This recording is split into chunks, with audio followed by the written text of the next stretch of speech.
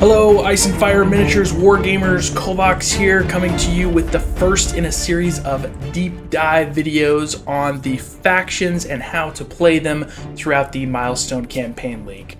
We are going to start off with House Lannister. Like all of the other factions, House Lannister has its own strategy sheet, but unlike all of the other factions, House Lannister begins the Milestone Campaign League with a whole extra strategy sheet. And that is the Iron Throne strategy, which is available only to the player in control of the Red Development Keep in King's Landing. If you are familiar at all with Ice and Fire or Game of Thrones lore, then you know that the Lannisters have several phrases attributed to them. Hear me roar, and Lannister always pays his debts.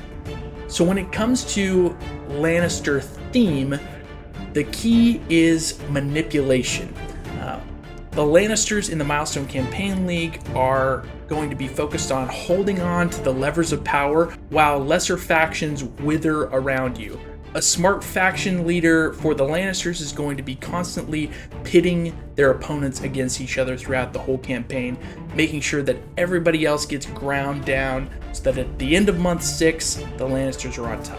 When it came to designing the Lannister faction, obviously, we wanted there to be a huge emphasis on the tradable currency, which is coin, and so the Lannisters have so many more options of things to do with coin than any other faction in the game, and should be able to harness it to their advantage better than anyone else. However, just like all the other factions, when designing Lannister, we wanted to make sure that there were multiple ways to play, that a Lannister faction leader could enjoy playing the game in a very canon way, backstabbing all their rivals in the same way that a traditional Lannister would. We also wanted to make sure that the Lannisters were fun to play in a later playthrough, repeated playthroughs, or just if the personality of the Lannister faction leader is to be more altruistic.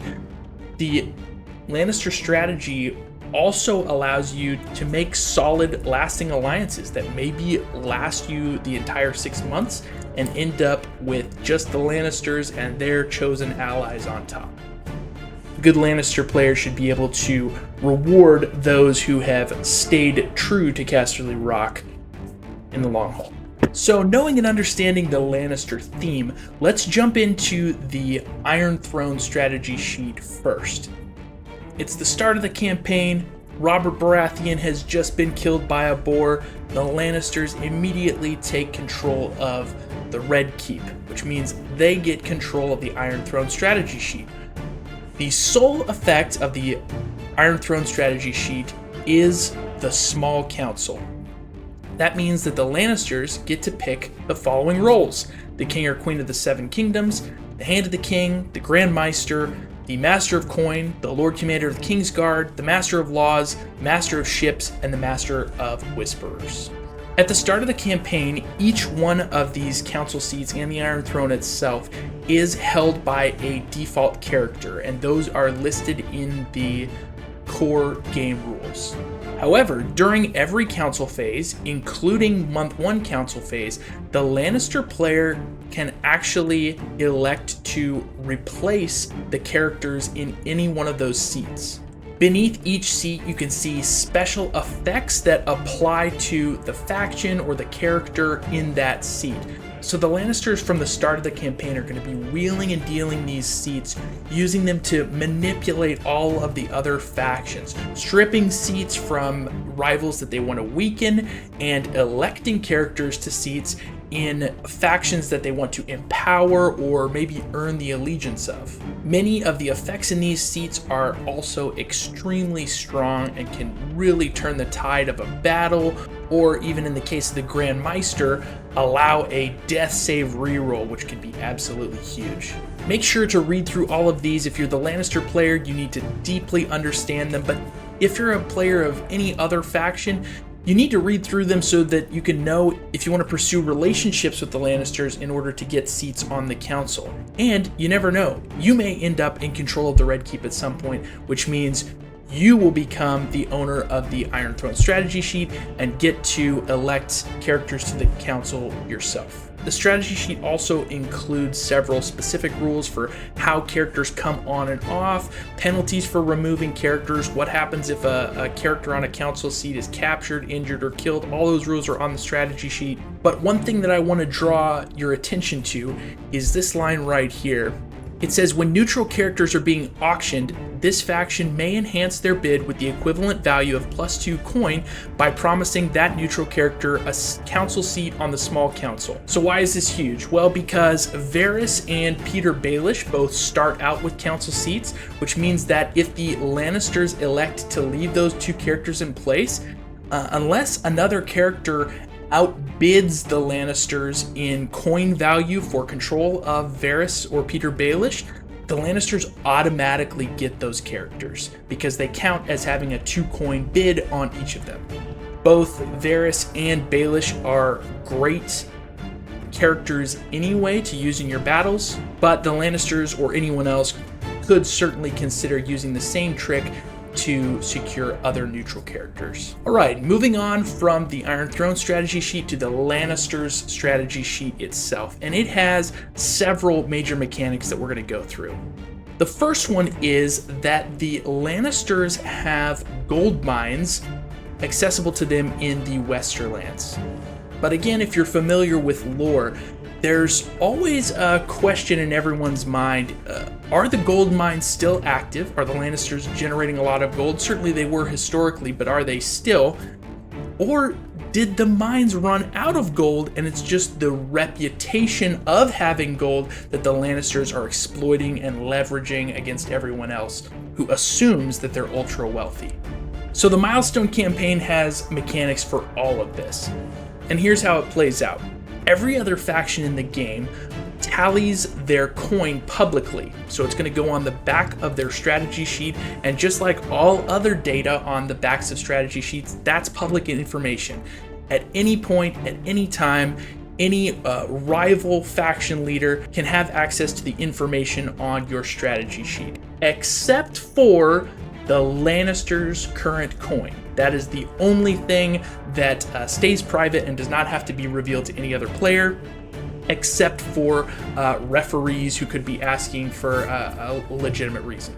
So during council phase, the Lannisters are going to roll a d6, and they're going to get to add whatever amount is rolled on that d6 onto their current coin amount.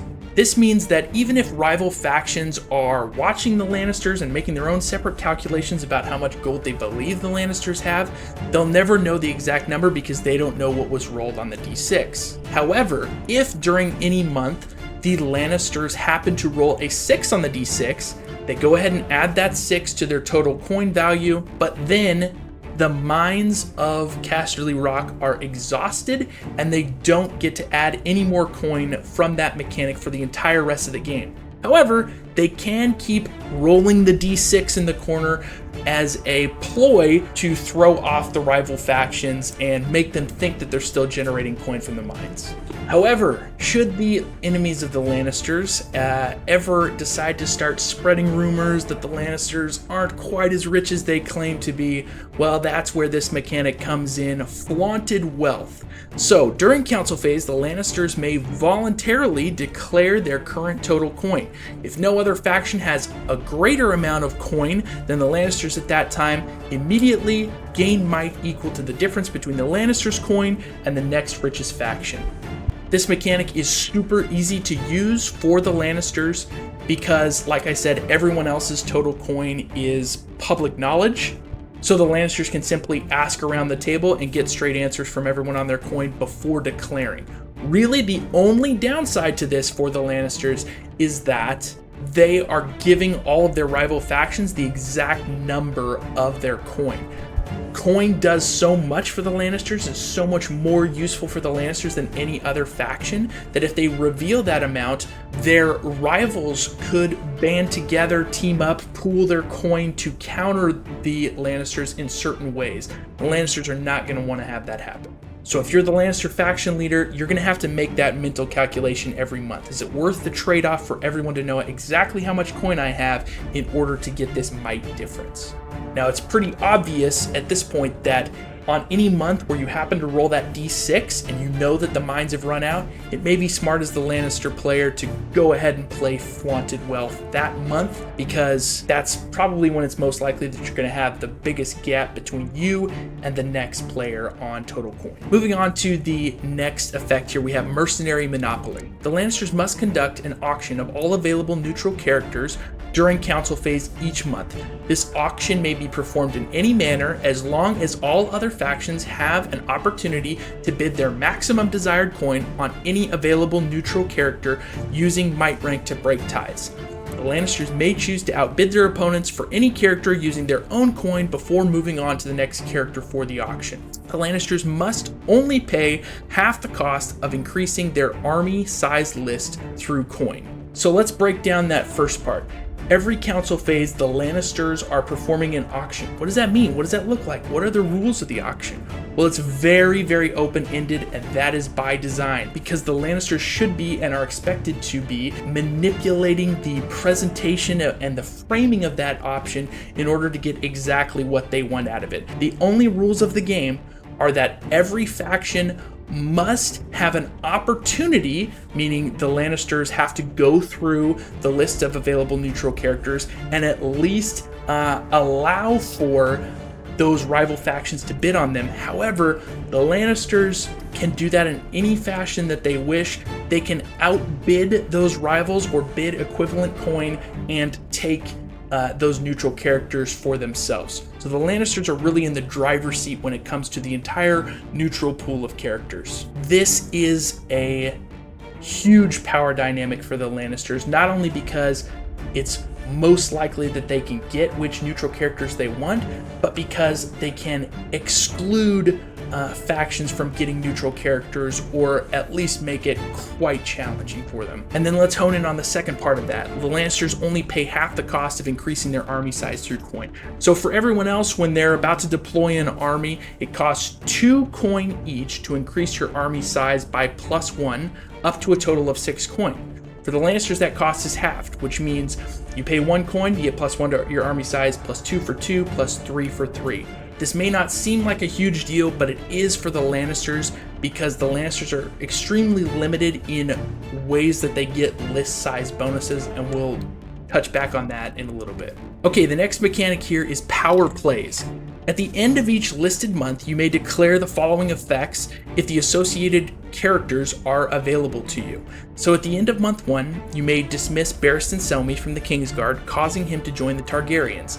This will gain you +5 might. +5 might early on is a huge amount. It could possibly seal the Lannisters as the might rank 1 faction, and could even help them edge out the Targaryens early in the campaign if those two factions are at odds with each other. Of course, the trade-off is getting rid of Barristan. We'll talk about why that's a big deal in character traits. And you're providing another commander to the Targaryens, which is huge.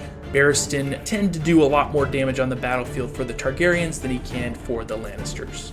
Month 2 would see giving Aerys Oakheart to the Martells, getting you +5 might. The end of month 3 would cause Sandor Clegane to become a neutral unit, but keep in mind the Lannisters would actually be able to hire him back for a coin cost. He just wouldn't be a Lannister unit, he'd be a neutral unit playing for them.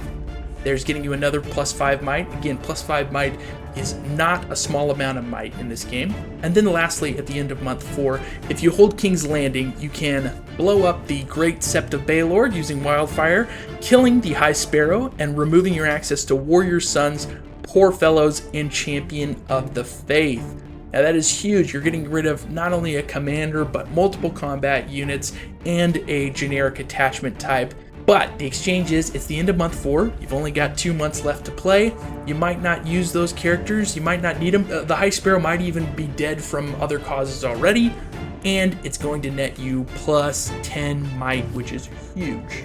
Okay, the final and arguably most important section of the Lannister character sheet is the power of coins. You can see it here.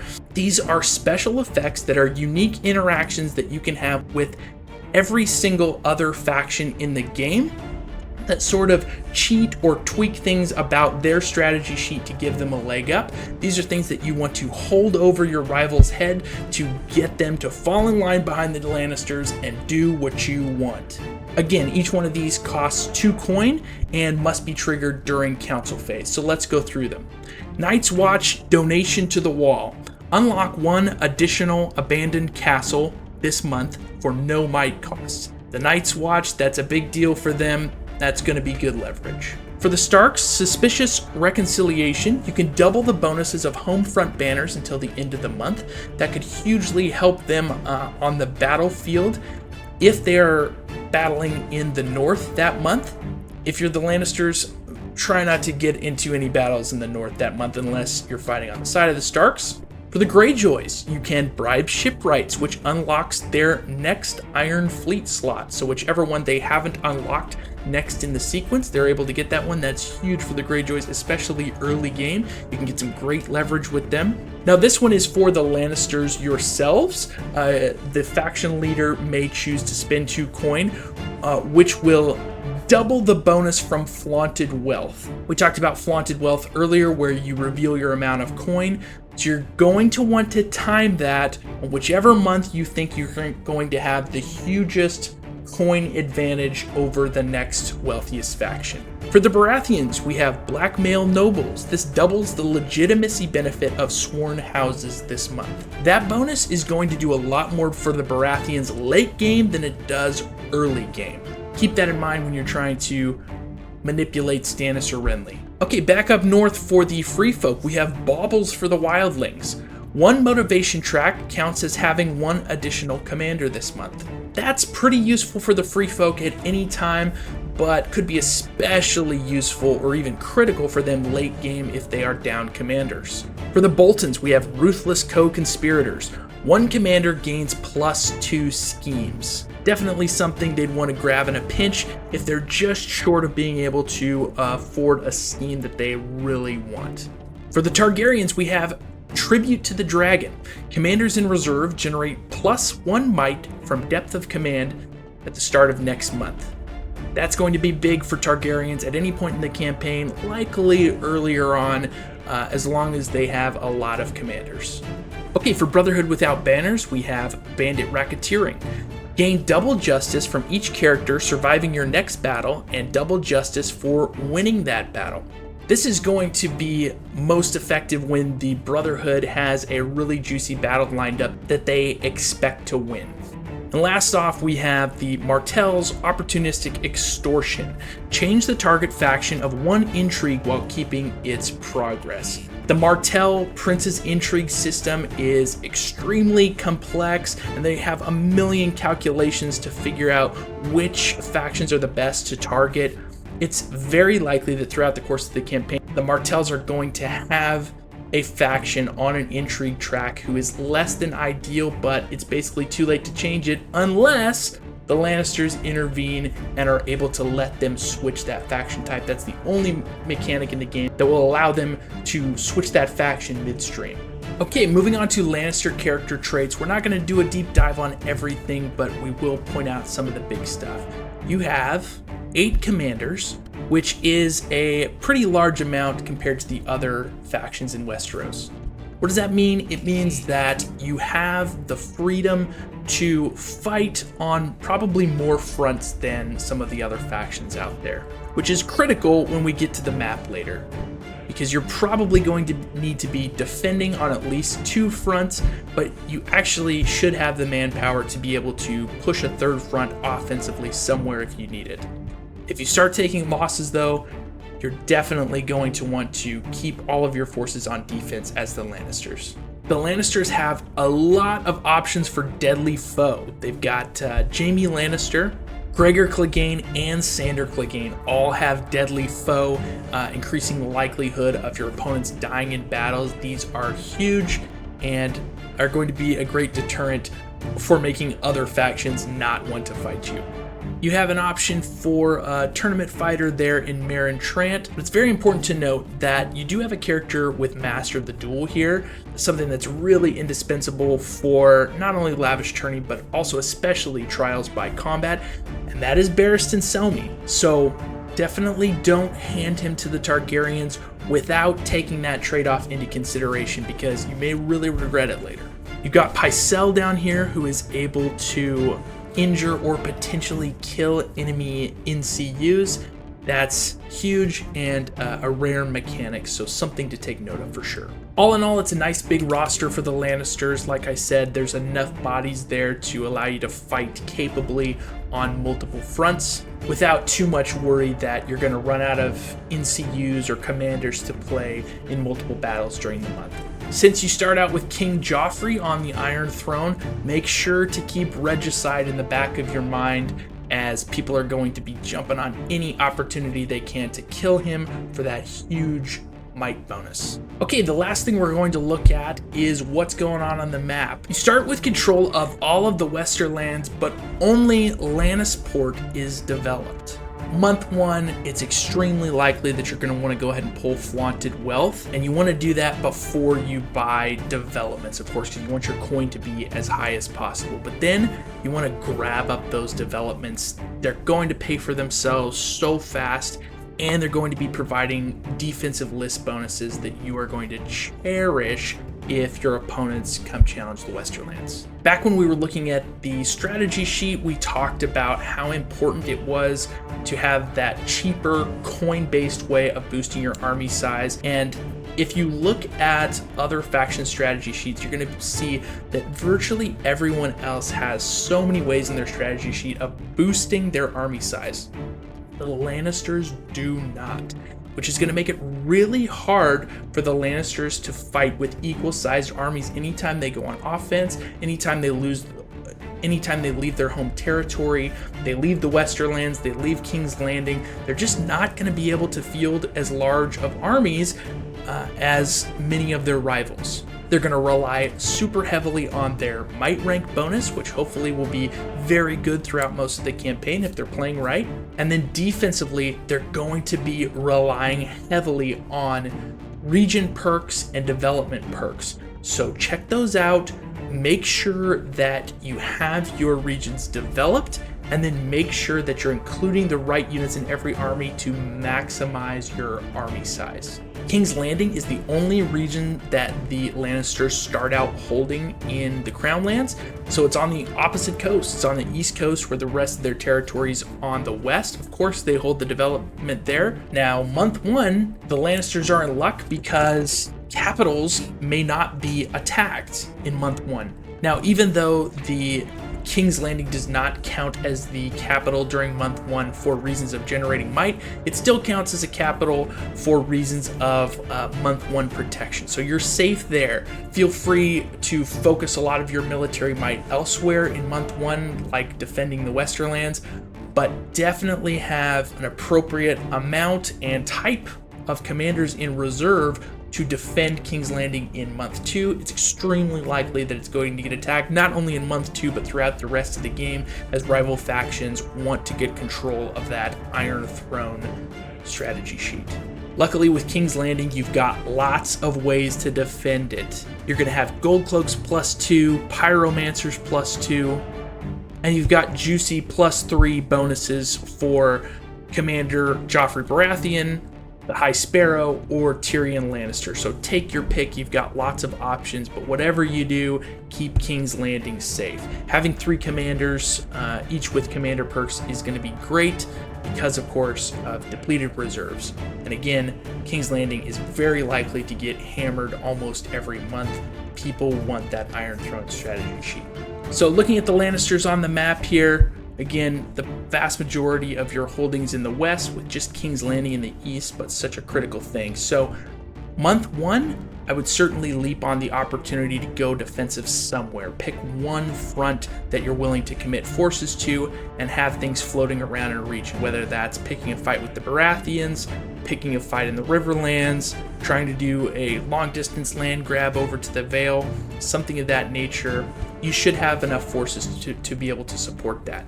But definitely, you're going to want to keep the majority of your strength in the west or in reserve to defend your money maker there. A mid-campaign goal for you should be to connect your territory in east and west to just prevent people from flanking you or trying to set up a vanquish or something like that. You want to be able to intercept if multiple factions are attacking from different angles. You want to be able to break up their alliances and their ways of teaming up against you. And if you really build up your strength enough and are keeping your commander pool alive and well, it may be a wise idea to place somebody out in Blackwater Bay to just cut down on that angle of attack to King's Landing.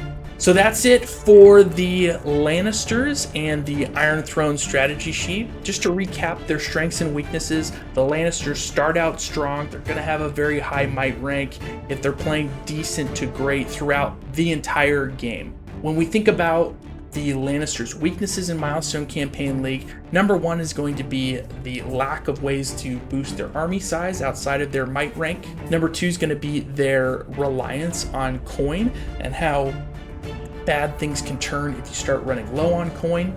Number three is going to be that split territory and having to play defense a lot of the time. Your strengths are going to be having so much more coin than everyone else for most of the campaign, and your dominance over the neutral character pool. Keep in mind that most of the other factions have ways of making huge lump sums of might at the end of month 6. The Lannisters do not, so you have to make sure that you're establishing so much dominance that even those late game pushes will not knock you out of the number one might rank spot. I will leave you with one great example from our current campaign of the Lannister faction leader playing directly into stereotype. Our Lannister player was under some threat from the Greyjoys and looking for a way to get out of a jam. Well, it just so happens that one of the vendettas that can be unlocked by the Greyjoy Iron Fleets, which are very valuable to them, requires the sacking of Lannisport. Our Lannister faction leader did a backroom deal with the Greyjoys to set up and consent to the sacking of Lannisport, exchanging the vendetta to the Greyjoys and using that as leverage to get the Greyjoys off their back and use them for attacks and allies elsewhere. This is just one of the numerous strategies that you can come up with as the Lannisters to make sure that all your rivals hear me roar. And remember that you always pay your debts. Have fun playing House Lannister in the Milestone campaign.